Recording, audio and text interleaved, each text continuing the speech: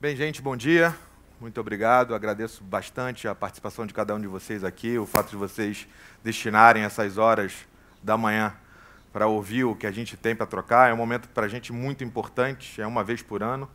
E esse momento não só é importante para a gente trocar informações com vocês ou trazer assuntos que nós consideramos extremamente importantes e relevantes para o negócio de vocês, mas para que vocês se encontrem e vocês troquem conteúdos, troquem cartões, façam networking. Um pedido que eu ia fazer, para que a gente possa sempre melhorar o nosso próximo evento, todos vocês têm acesso a um aplicativo, que é um aplicativo onde vocês conseguem fazer a avaliação, a nossa avaliação de satisfação a respeito da palestra, ou das palestras, do evento como um todo, dizendo aí o que a gente poderia melhorar, o que vocês gostaram, porque ano que vem a gente usa essas informações e faz com que o nosso evento seja ainda melhor. Vamos lá? Então, como o Fábio comentou, e eu acho que tem uma consistência, uma coerência muito boa, né, no começo do discurso do Fábio com o que a gente vai falar aqui, a ideia aqui hoje é falar de tecnologia, né? Vocês estão numa empresa de tecnologia que tem como missão, além de organizar as informações do mundo, é fazer com que os negócios dos nossos parceiros tenham cada vez mais sucesso. Mas através do quê? Não é só da tecnologia, né? É muito da interação desse ser humano, né, que somos todos nós, e que, ao longo dos últimos anos, a gente vem mudando muito, o comportamento desse ser humano, desse consumidor, vem mudando muito. Então, é extremamente importante que a gente escolha o que a gente escolheu. A gente escolheu 3 áreas de maiores impactos com relação a essa equação ser humano e tecnologia. Vamos falar muito do dia a dia, né, como é que a tecnologia e o ser humano juntos desenvolveram coisas diferentes para facilitar o nosso dia a dia. Um segundo assunto que a gente vai falar é como é que a tecnologia, né, nos ajuda a entender o consumidor e melhor servi-lo. E aí vocês vão ter algumas palestras extremamente interessantes. Vocês vão ter o Matt Lawson falando, ele vai mostrar como a gente pode usar de maneira inteligente essas pegadas digitais, né, que os nossos consumidores ou futuros consumidores deixam na internet. Depois vem a Maria Helena e o Gustavo, vai mostrar um pouquinho de como o brasileiro está interagindo com o vídeo. E uma frase interessante que o Fábio falou, assim, muita gente tinha a ideia de que vídeo era televisão, né? Porque até algum tempo atrás as duas coisas tinham 100% de interseção, né? A boa notícia é que não é mais isso, né?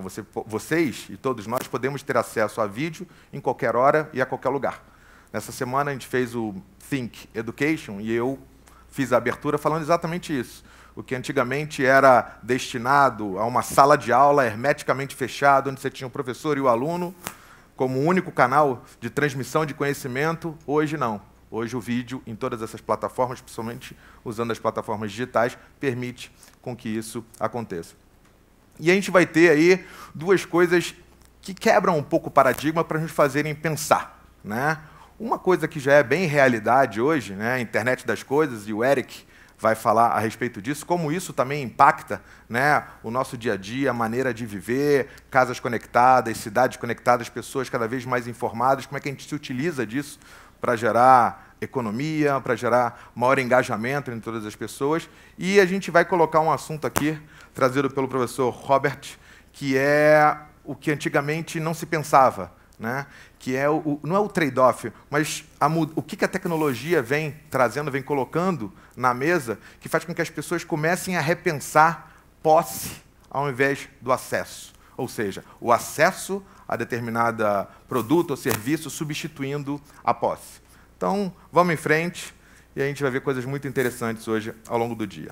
Bem, para começar, eu vou contar um pouquinho para vocês como é que foi minha rotina hoje, desde as 15 para as 6 da manhã até agora. E eu queria ver se tem alguma aderência com o que vocês fizeram até chegar aqui. Bem, primeiramente, tocou o despertador às 15 para as 6 da manhã. Eu acordei, olhei para o lado, dei um beijo na minha esposa. Falei, olha, amor, hoje eu vou chegar tarde, tem evento no Google, tem muita coisa para fazer. Depois eu levantei, fiz o meu próprio café. Aproveitei, peguei o jornal para ler as últimas notícias, saber o que estava acontecendo. Ontem, o governo, né, para todos nós aqui sabemos, o governo ontem, ele fez, eu não vou chamar pacote, mas colocou aí à disposição de nós algumas coisas que vão, sob a ótica deles, facilitar o processo de financiamento, tentar dar uma ajuda no nosso mercado, no mercado imobiliário. Depois eu desci, peguei o carro na garagem, vim para o escritório e antes de estar aqui com vocês, fiz uma reunião para saber dos números de vendas, né? Eu trabalho na área comercial, então fiz uma reunião com o meu time para saber um pouquinho como é que estava acontecendo as vendas. E aí, eu estou aqui com vocês. Eu gostaria de fazer uma pergunta. Quem daqui acredita que a minha rotina começou exatamente e terminou onde eu estou agora? Quem acredita que eu fiz exatamente isso? Levanta a mão, por favor. Obrigado. Ninguém mais acredita? Bem, a boa notícia é que realmente eu não fiz tudo isso. Eu não teria capacidade de fazer café, né? Tem muitas coisas que eu... E aí, qual é a boa notícia? Onde entra a tecnologia, né? A última coisa que eu vi ontem, antes de dormir, foi o meu celular. E a primeira coisa que eu vi hoje, quando eu acordei, foi o meu celular, né? Ele tocou como um despertador. Eu aproveitei, olhei, botei o óculos, já vi e-mail, já respondi e-mail, já mandei e-mail, já olhei o meu calendário e antes de sair da cama, me toquei que hoje era o dia do meu rodízio. E aí, o que eu fiz? Ao caminho para o banheiro, eu já entrei no aplicativo e já pedi um táxi para poder vir para cá. Então, fiz tudo o que deveria fazer dentro de casa, entrei no táxi, no caminho para cá, eu peguei o tablet, comecei a dar uma revisada na apresentação, respondi mais e-mails, recebi mais e-mails. Né? Isso aqui é um exemplo de geração Y, né? Tudo ao mesmo tempo agora. Então, eu cheguei aqui no trabalho, fiz uma reunião, mas uma reunião virtual, porque o Igor, que trabalha com a gente, trabalha no mercado imobiliário, é o head do mercado imobiliário, está nos Estados Unidos, e ele tinha me pingado ontem, ele não me ligou, ele me pingou e disse, e aí, como é que estão as coisas? E aí, está preparado? Como é que vai ser? Parará. Então, a gente fez uma videoconferência rapidinha e eu estou aqui com vocês. Né? Isso é para mostrar para vocês que a tecnologia entrou nas nossas vidas e a gente não nota. Né? A única coisa que eu quero afirmar aqui é que o beijo na esposa não está aqui, não é porque eu sou casado há 16 anos. Né? É porque eu acordei muito cedo e não queria acordá-la. Então eu resolvi mandar uma mensagem para ela, falando, amor, te amo, vou chegar tarde hoje. Tá? Mas o que significa tudo isso? Né? Significa que, sem a gente perceber, a tecnologia começa a fazer parte da nossa vida. Né? E não só a vida da pessoa física, mas, obviamente, a vida da pessoa jurídica. E como o Fábio falou, se alguém há 20 anos atrás, não vou falar muito, senão vocês vão notar a minha idade, quando eu me formei, que eu iria trabalhar numa empresa, né, que, na verdade, era uma página em branco na internet, com uma caixinha de texto para você escrever algumas coisas e receber as informações que você queria, eu não ia acreditar. Muito menos que eu ia trabalhar na área de negócios dessa empresa. Então, mas de lá para cá, tudo isso virou realidade. Né? Tudo isso faz parte do nosso dia a dia. E, às vezes, quando a gente para pensar e olha para trás, fala assim, cara, mas eu não consigo viver mais sem tecnologia. Todo mundo aqui, obviamente, usa seus smartphones até para falar. Né?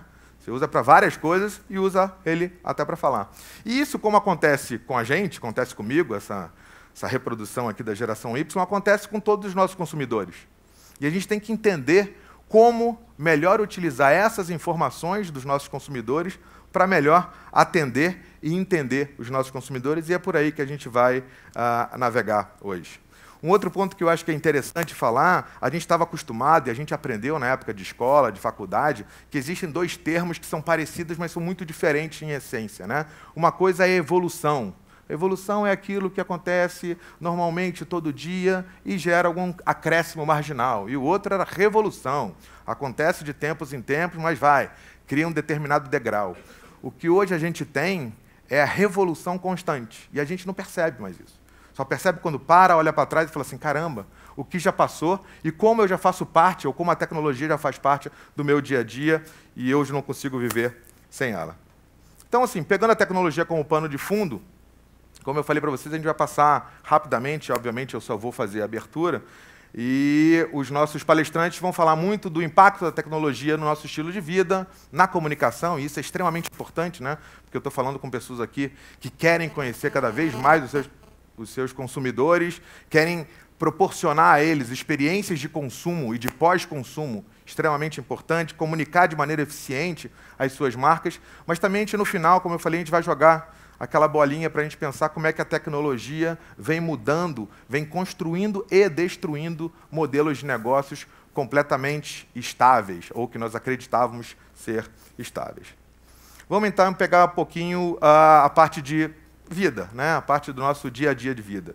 O que a gente chama de cidades inteligentes? O que são cidades inteligentes e como é que a tecnologia ajuda nisso? Bem, Cidades inteligentes, hoje a gente já tem alguns exemplos, né? A gente já tem, como o Fábio até mostrou, o carro que dirige sozinho. Por enquanto, é uma iniciativa. Vocês imaginem isso em escala global, como isso pode facilitar ou endereçar o nosso assunto trânsito. Todo mundo vai ter horários, todo mundo vai saber exatamente que horas ele sai daqui, que horas ele chega ali.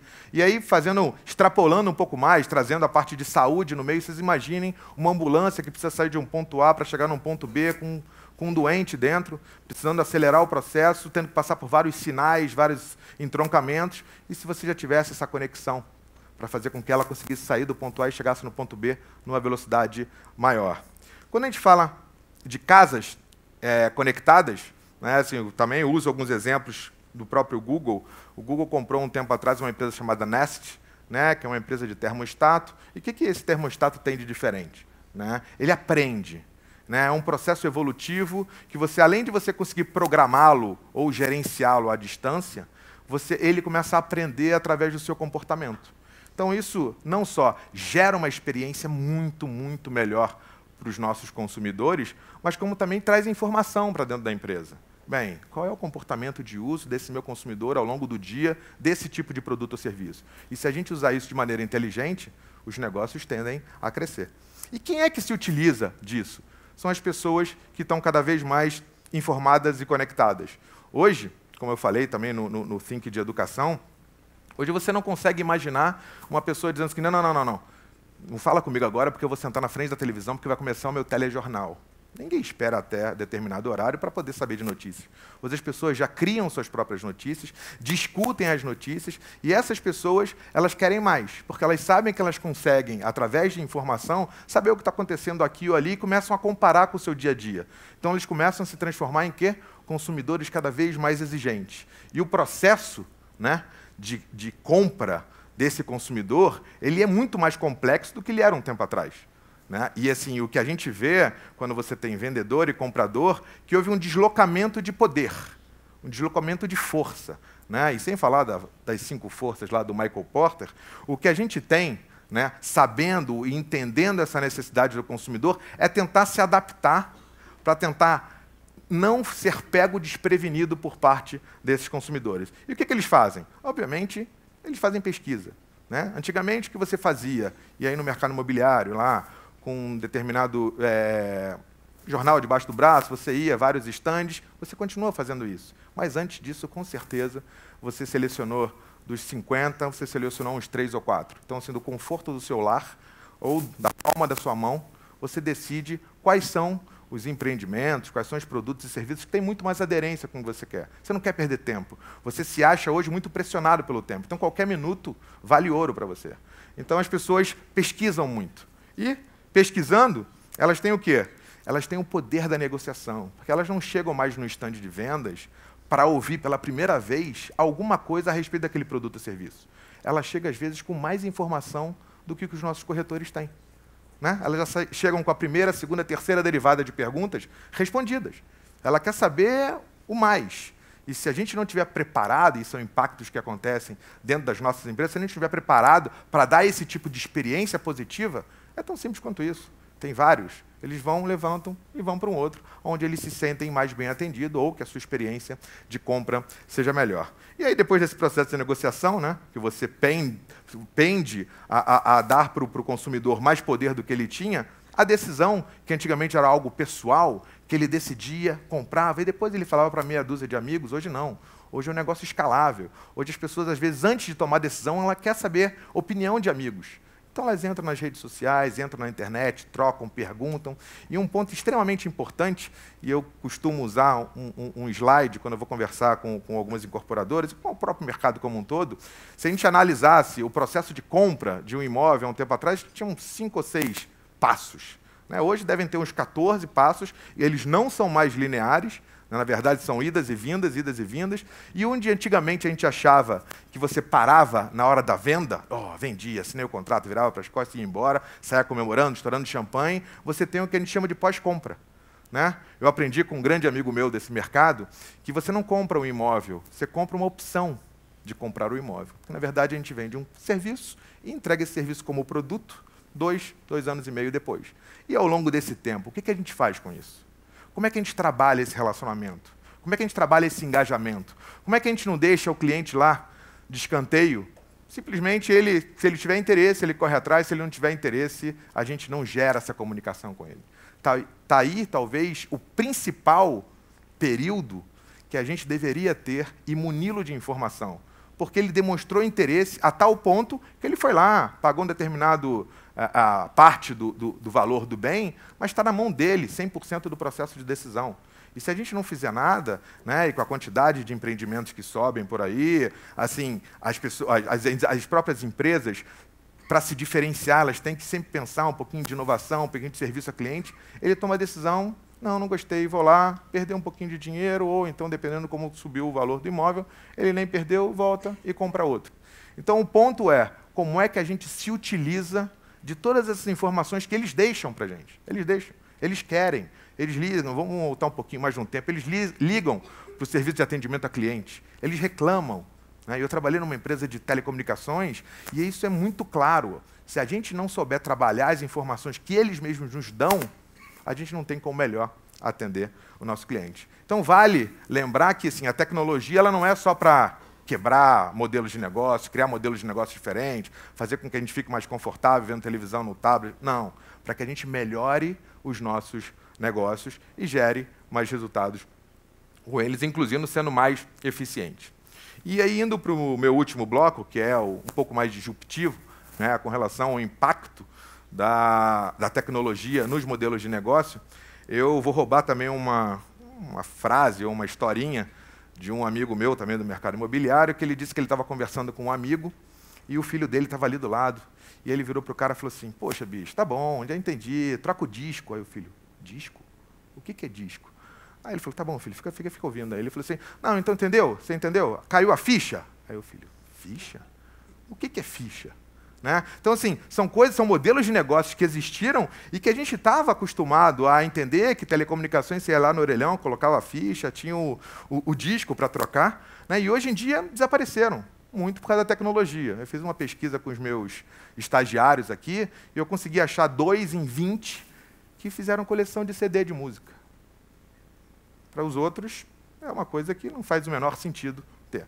Então, a indústria fonográfica, aí, que todo mundo já sabe aonde estava e aonde está agora, a gente tem avançando, e aí para bens de maior valor agregado, né? Carro. Puxa vida, eu vou comprar um carro ou eu quero usar o carro? Eu quero ter a posse do carro ou eu quero poder utilizar o carro para me transportar para onde eu vou? Aí vem alguns exemplos que ainda não chegaram no país, mas alguns exemplos que já chegaram. Você tem o Zipcar nos Estados Unidos, no Canadá, onde você vai lá, aluga o carro por um determinado período de tempo, você faz uma carteirinha, você entra sócio de um determinado clube. Você tem os aplicativos, né, esse que eu disse que eu usei hoje de manhã, né, para chamar táxi. E assim, eram aplicativos para chamar táxi. Hoje, o Uber é um novo aplicativo, acho que alguns de vocês já conhecem, que, por acaso, é a startup mais valiosa do Vale do Silício hoje em dia. Você não está só chamando um táxi, você está chamando uma carona paga. Então, qualquer um pode fazer parte dessa rede. Então, você está expandindo, você está gerando uma competição maior do que já era entre os próprios motoristas de táxi.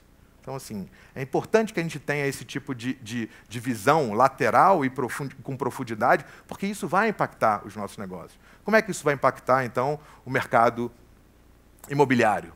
De muitas maneiras.